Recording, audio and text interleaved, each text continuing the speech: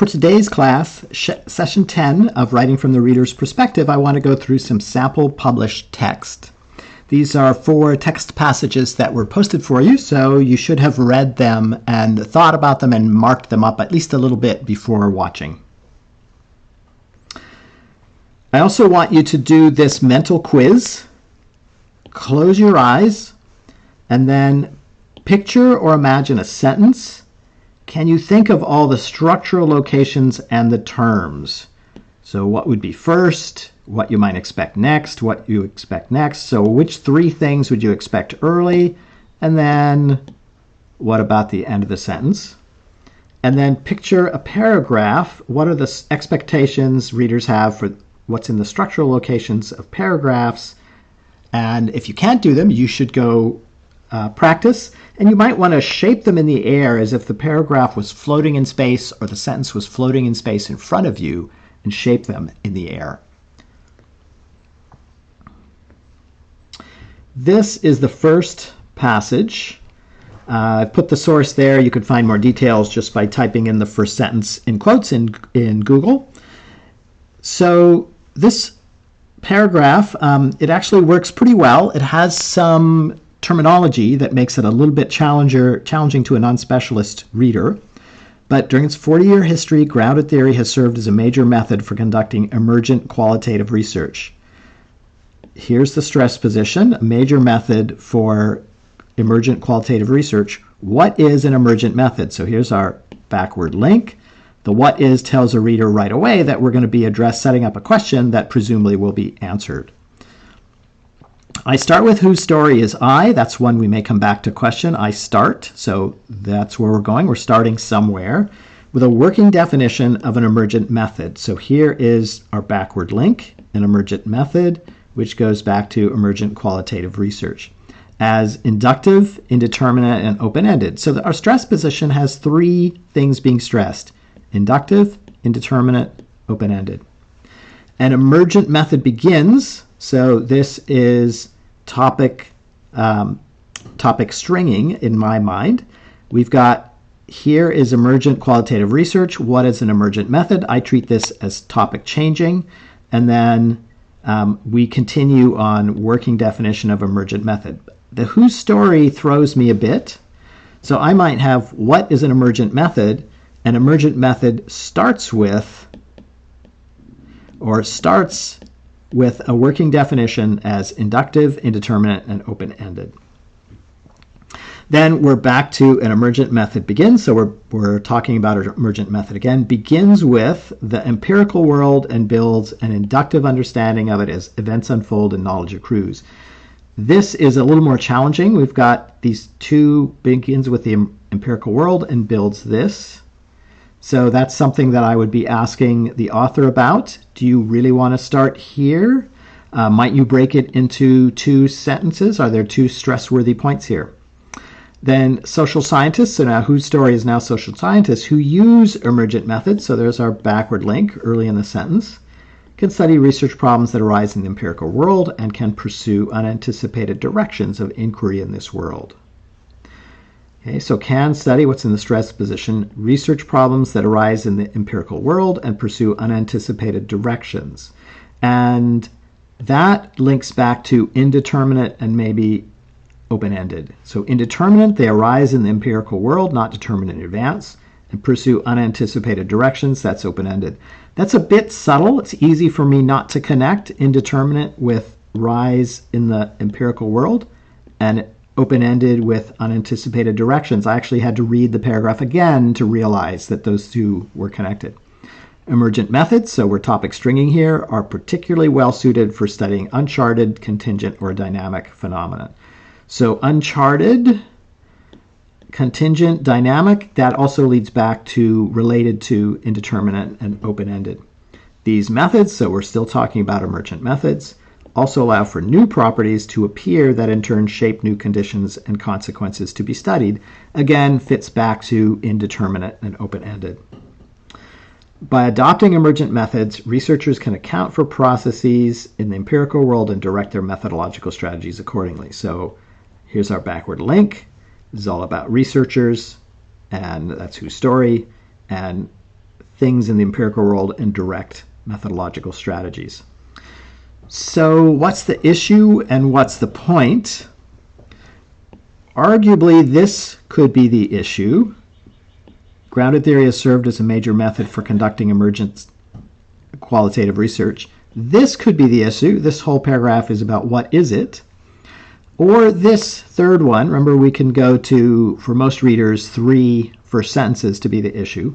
Start with a working definition of an emergent method as inductive, indeterminate, and open-ended. Not going to matter that much for a reader. These are closely enough tied that which one they choose. But I actually decided this, for me, is the issue. Starting with the working definition, because there's a whole bunch in this is about the inductive, indeterminate, and open-ended. So a whole bunch of this paragraph is about this. Almost all this later stuff has to do with these. And then what's the point? It could be this. So if you decided this was the issue, you might decide it's the point, but it's pretty vague. Grounded theory has served as a major method. Not much in there. For me, this was the point. By adopting emergent methods, researchers can account for processes discovered in the empirical world. In other words, you can deal with unanticipated things that were never there before and direct your strategy. So it allows you to take these unanticipated, open-ended things in the empirical world and direct strategies. So that's my analysis of this, marking it up. And this paragraph works pretty well. There's a few places where I would consider some changes if I was the author. But I don't know that it makes the paragraph better. It just makes it different. So I've gone through what structural elements support meaning in the paragraph. I've got a few questions I would ask the author, and if I was the author, why might I make a change? So questions I have, and a few more will come up later, but here, do you really want it to be the author as whose story and the forward lean as start? Might it be better talking about emergent method as whose story and then leading to this in the stress position? And see, there's at least one more we're going to come back to.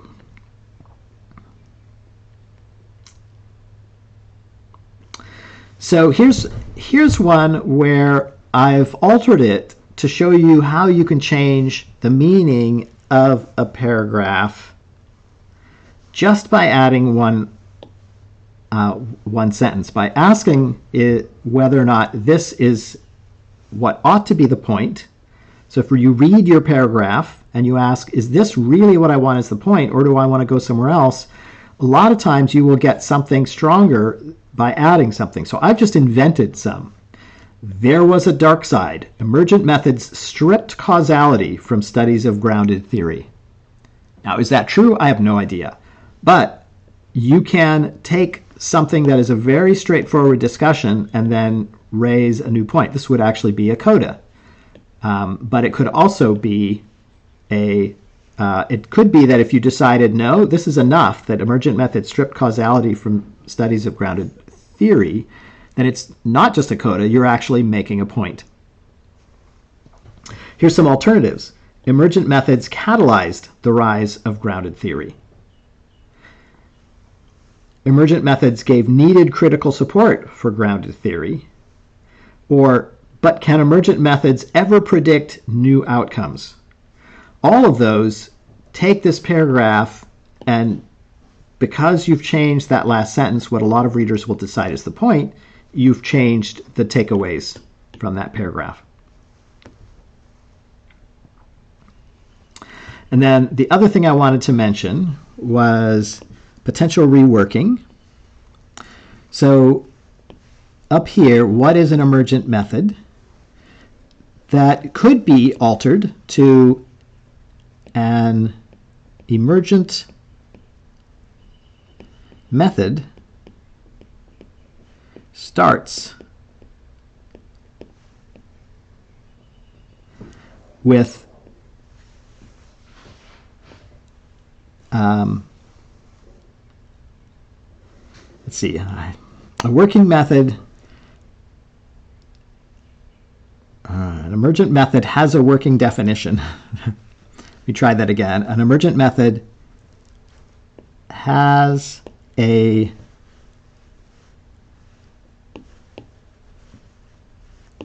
working definition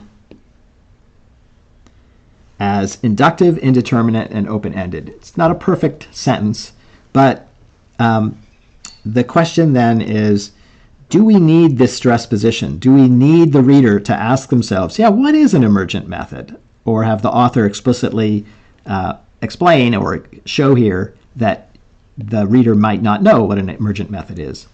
But you could just define it. An emergent method has a working definition as inductive, indeterminate, and open-ended. And then go on with topic stringing. So we've got topic changing, emergent qualitative research, and then emergent method, emergent method.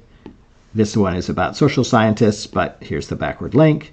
Emergent method, method, method, and then get to the final point. That's the first paragraph. There are a few other things that could come up if we were discussing it in class. I wanted to go to the next one.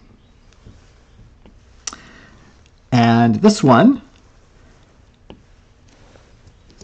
as the brain develops, billions of cells respond to genetic and environmental cues to form the trillions of connections that make up its neural networks.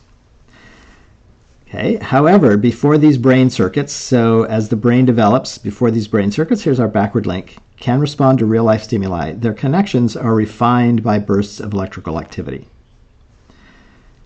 For example, now here I'm a little lost. This is where I would ask the author a question. Is this what you intend? You say, for example, but is it an example of refined bursts of electrical activity, connections, brain circuits responding to real-life stimuli, forming trillions of connections? So at this point, I have no idea what it is. So for example, sensory cells in the ear, it's not helping me yet. In fact, this is in the ear, it's not even the brain, produce bursts of spontaneous electrical activity. Oh, okay, it's maybe going to be an example of electrical activity that mimic those made by sounds. This activity, so finally here I realize, oh, okay, this is going to be an example of electric activity. This activity allows the neural network in the hearing system to practice responding to sounds. However, the origin of these electrical bursts, so this is electrical activity, activity is unusual as they do not start in sensory cells themselves, but are initiating by non-sensory cells around them. Here is, so another question I would ask is, why did you choose electrical activity, spontaneous electrical activity, but then jump to electrical bursts? Is a burst the same as activity? And so that's one where I would be thinking about, might it be better to use the same text, this electrical activity. However, the origin of this electrical activity is unusual as they do not start, or activities maybe, as it does not start in the sensory cells themselves.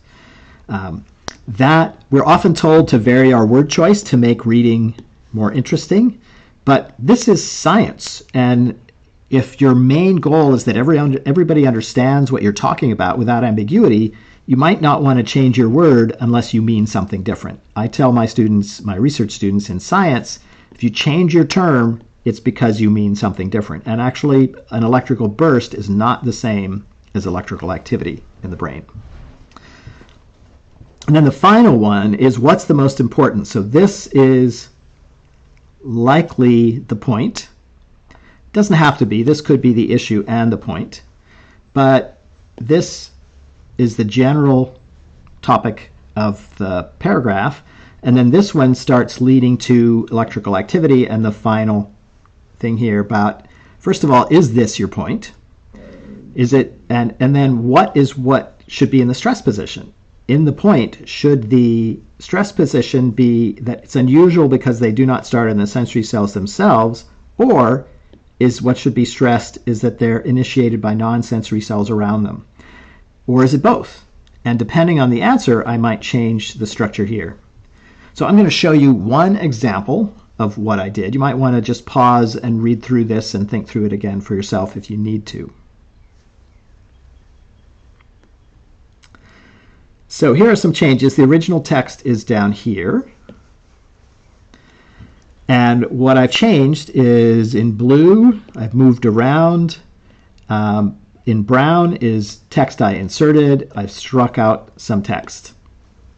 So what I've tried to do is address some of these comments that I made with minimal change to the text. So beginning is the same. Brain develops. These environmental cues, trillions of connections make up neural networks. Before the brain circuits can respond to real-life stimuli, their connections are refined by bursts of electrical activity. Then, for example, spontaneous electrical activity.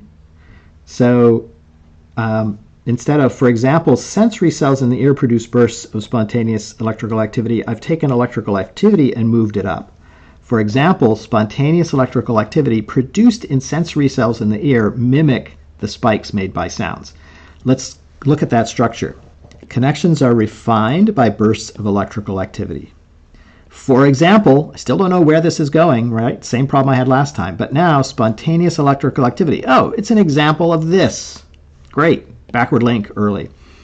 Produced in sensory cells in the ear. How critical is it in the ear? Not that critical. This isn't whose story. It doesn't belong in the stress position. It's just information we need that it's happening somewhere.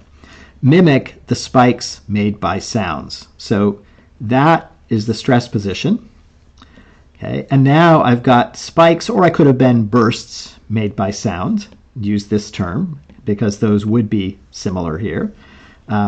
Mimic bursts made by sounds. Then this activity, okay, so I'm talking about spontaneous electrical activity.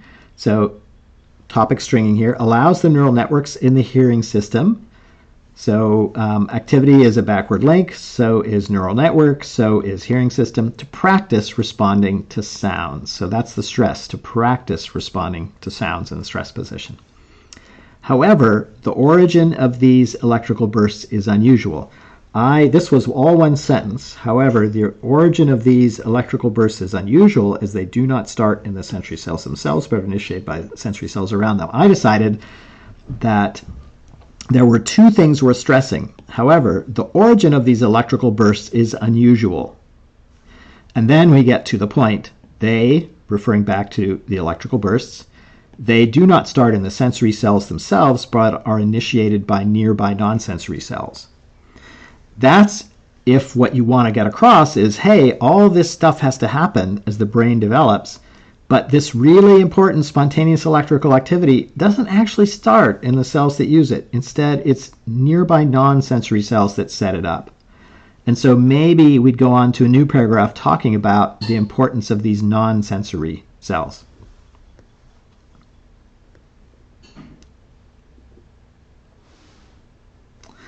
That's this piece down here. And then down here, I've decided that I'm going to break up that sentence, but I'm going to break it up in a different way. However, the origin of these electrical bursts is unusual as they do not start in sensory cells themselves. So now I've stressed do not start in sensory cells themselves rather than stressing that it's unusual. So they don't start in the sensory cells.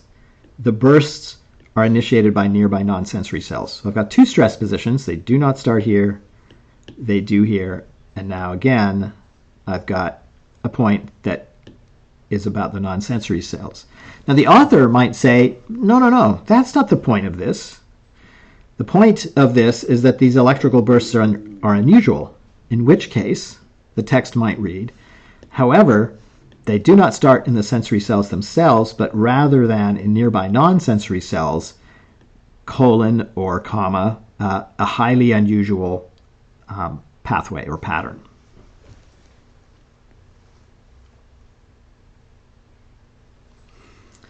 And then again, I want to comment on what you're thinking about when you look at the ends of your paragraphs, especially if it's intended to be a point.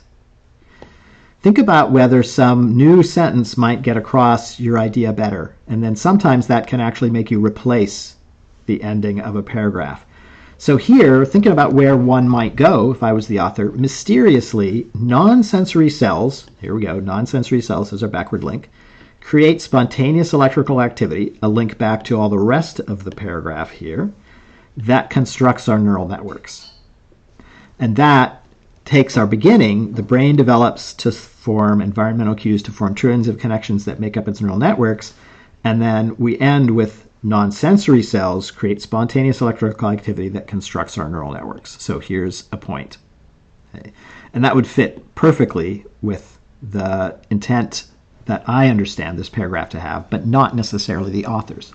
Is this better? I can't tell you. I can just tell you that it's different. Here's the third one. While the hookup commonly takes place under the influence of alcohol, this was a student working on this as part of their honors thesis, was social networking. First Tinder dates usually take place sober, often at a public space such as a cafe. Okay, so that is what our reader is first going to think is likely to be the issue. Moreover, initial meetings are preceded by a week or two of what we call cyber courting. That fits. That still suggests this is the issue.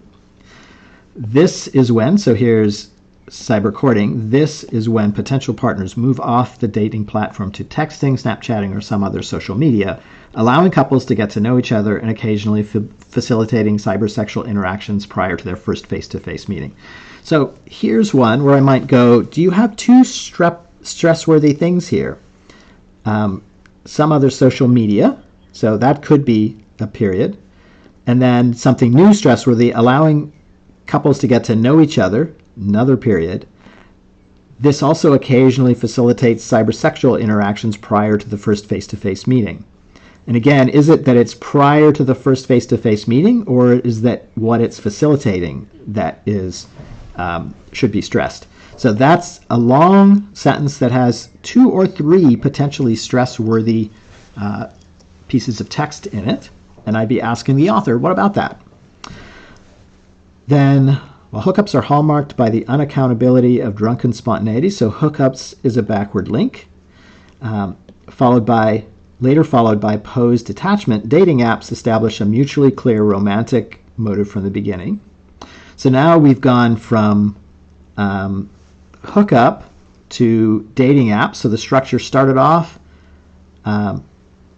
talking about this contrast, and now we're being told we're back to this contrast. Hookups do one thing, dating apps do something else. This motive then unfolds, backward link, this motive then unfolds into a normative sequence providing both structure and exit opportunities at various levels as the interaction intensifies. So what's stressed is as the interaction intensified, or maybe at various levels as the interaction intensifies, I would be asking the author, what do you want to stress? Do you want to stress potential exit opportunities or various levels as the interaction intensifies? It could be changed. This motive then unfolds into a normative sequence providing both structure and, normative sequence with various levels as the interaction intensifies that provide both structure and multiple exit opportunities. So stressing, we get structure from it, but we also get exit opportunities if it's not working. So that I would be asking, is that stress-worthy, and is it worth trying to reword to put that at the end of the sentence? This iterative communication process, so now we're talking about the leading back to these normative sequence providing structure and exit opportunities at various levels. So this is iterative, meaning multiple rounds. Stands apart from college hookup culture. So again, we're doing the contrast, which tends to silence open dialogue around affirmative sexual consent, much less discussion of sexual tastes and boundaries. So what is in the stress position looks like discussion of sexual taste and boundaries. I would be saying, what do you want to stress? Do you want to stress this, or do you want to stress open dialogue around affirmative sexual consent? And I could make a case for either one. The author would have to decide. So here's a variant. So let's see here. So this one takes this sentence and it switches. It starts with dating apps instead of hookups. So we switched those two. So originally this was about dating apps. Now suddenly we're going back to hookups, and now we're back to dating apps. And so one question we might ask the author is, do you really want that confusing dating apps, then hookups, then dating apps, and so on? Or would it be easier for a reader to talk about dating apps, dating apps, dating apps, dating apps, continue dating apps, and then switch, okay, what about hookups? And I can make a case for either one. It's the questioning that matters here. So I switched it. So we've got dating apps, dating apps, dating apps, dating apps. Dating apps establish a mutually clear romantic motive from the beginning, while hookups are hallmarked by the unaccountability of drunken spontaneity, later followed by posed attachment. Then we're now faced with this motive that unfolds into a normative sequence providing both structure and exit opportunities. We've completely messed it up because this refers back to dating apps. So this part would need to change. So the potential change in wording might be with dating apps, the overt romantic motive then unfolds or then moves into a normative sequence providing both structure and exit opportunities at various levels as the interaction intensifies. So this would give you a little bit different path for the reader, in which we're still on dating apps and then we go to hookups and then back to dating apps. And then this iterative communication process, here it is, stands apart from college hookup culture, which tends to silence open dialogue. This is one where I would be playing with it for myself and thinking about what do I want as the takeaways for my reader, and where do they need information? Is it easier to take them to hookups here, or easier to get them to think about dating apps and then talk about hookups? So again, here's the original. We've talked all about dating apps in all of this. And now we go to hookups. So it's very clear from the beginning that we're back to hookups, are hallmarked by the unaccountability, and then back to dating apps. You might get a little bit more power by just saying, well, consider that hookups are hallmarked by the unaccountability of drunken spontaneity, later followed by posed attachment, period. In contrast, or just dating apps establish a mutually clear romantic motive from the beginning. By splitting it into two sentences, we get two stress positions. Here's the hookup. Sounds bad, and it's stressed, right? Drunken spontaneity followed by posed attachment. So it doesn't sound great to me, and that deserves potentially a stress position. Dating apps establish a mutually clear romantic motive from the beginning. So that contrast says, oh, yeah, dating apps sounds better. This motive then unfolds, and so on.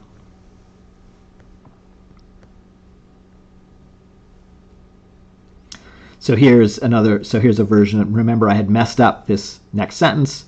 So the romantic motive of dating apps, or a dating app's romantic motive, then unfolds into, and so we get the reader clearly back onto dating apps. So here's romantic motive, backward link, and dating apps, backward link. So two backward links early.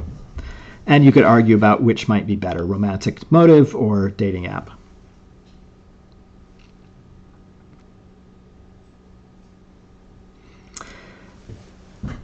Here's the point I was just making. Is this stressworthy, and is this stressworthy? So which do I want as the point? Do I want them both as the point? If I want them both as the point, it's pretty easy. I could do which tends to 1. So just put a 1 in there, which tends to 1.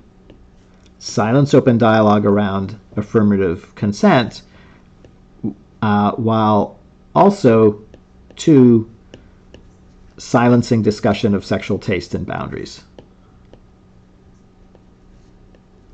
So silence open dialogue around affirmative sexual content, and silence discussion of sexual taste and boundaries. So that echo of silence says, okay, my stress position my point is about silencing. What's it silencing? Two things: open dialogue around affirmative sexual consent and discussion of sexual tastes and boundaries. Here's another way to do it. This iterative communication process stands apart from the college hookup culture, which one, loses the discussion of sexual taste and boundaries, while two, tending to silence open dialogue around affirmative sexual content. Are those what you want? Multiple choices there. And so you have a lot of flexibility for ways you would word something. Key here is we've got one sentence, but we've got two stress positions by putting in the numbers.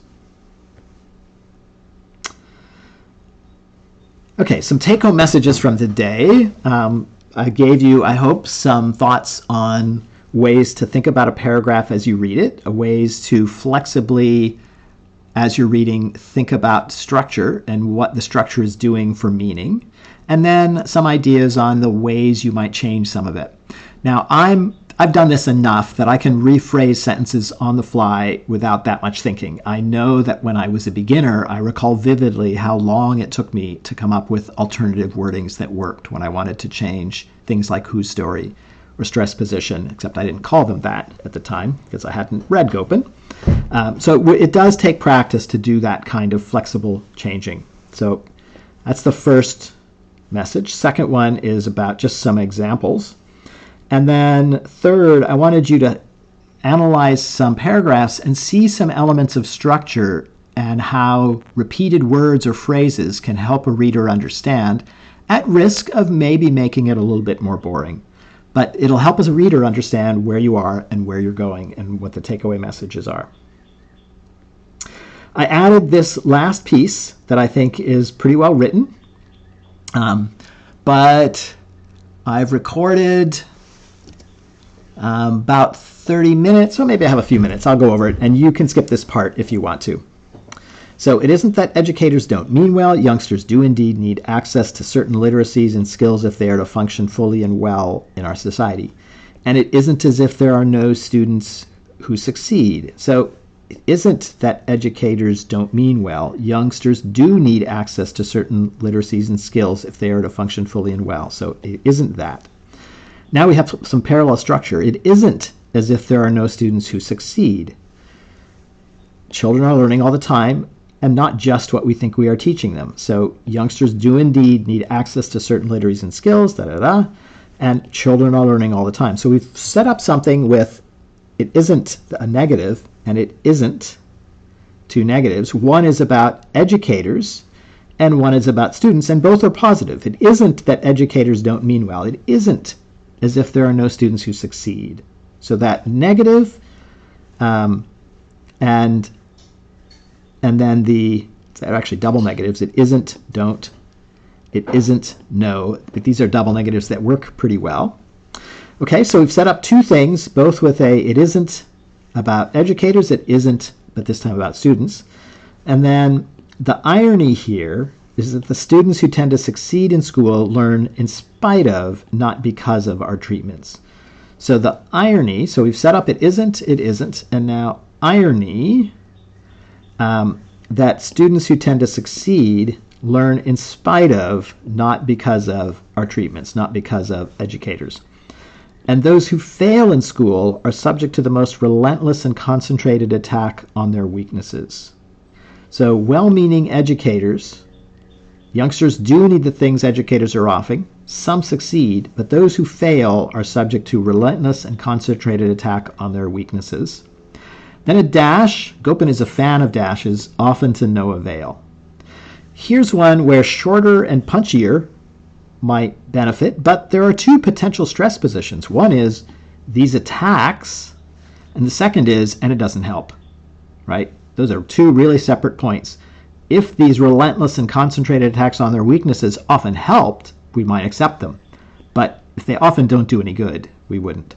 So one question would be, does that deserve two sentences, two stress positions? Or is that what you want? That first you say, we do this attack, but what I really want to stress is, and it doesn't even work. So we're doing something painful and it doesn't work. And then the next paragraph was the framework for the almighty lesson plan, that daily classroom level reminder of this whole approach. neatly embodies the deficit approach. Deficit meaning we're looking at it as students have negatives that we need to overcome. It is linear, one-directional, incremental, and entirely outside the student. By the way, I like this capital. I like capitals after colons, but a lot of editors won't let you do them. Anyway, it is linear, one-directional, incremental, so that's the lesson plan, and entirely outside the student. In other words, coming from the instructor. Lesson plans typically begin with behavioral objectives, as in students will understand vowel blends or students will multiply double-digit numbers. They, links back to lesson plans, then describe the materials needed, the activities that will occur, and how it all fits together within some larger plan. So there are three potentially stress-worthy things here. They describe materials needed, activities, how it all fits together in some larger plan. One, you could debate or ask which one should go last, so this is arguably what is truly stressed. They then describe the materials needed. Yeah, matters. The activities that will occur. Yeah, it matters. And how it all fits together within some larger plan. This seems to be what an educator would stress, how all these things fit together. It is all very neat, meaning this whole process, it is all very neat, all seemingly objective. The problem is, so we're setting up a contrast. So all neat, all seemingly objective. Link back here is the problem. All neat and objective. Nope, there's a problem. Is that this has nothing to do with how people learn. So here's an assertion, and on logical grounds, I would say I need a lot more information before I agree with you that this has nothing to do with how people learn. And then semicolon, so this gets a stress position because there's a semicolon there. It never captures the complexity of classroom life or the idiosyncratic, tumultuous individual pathways to knowledge. So these are three assertions that I would want more evidence for. This has nothing to do with how people learn. It never captures the complexity of classroom life, and that there are tumultuous, idiosyncratic individual pathways to knowledge. And I am, on reading just this paragraph, I don't know that I agree with any of the three. Then for the author, then they're going to build on this presumably and make their case. And then the question is, do these belong as one stress position here and one stress position here? The complexity of classroom life doesn't get a stress position. Should it be three things that are stressed, and then is this whole thing the point? And I would guess that the author says, yeah, this whole thing is the point, and I want them all there. This is one where I'm not sure I would rewrite any of it. I actually like the text and think it works, but I would rewrite pieces if my goals are different than some of the things I'm guessing about the author's goals in this text. And that is our end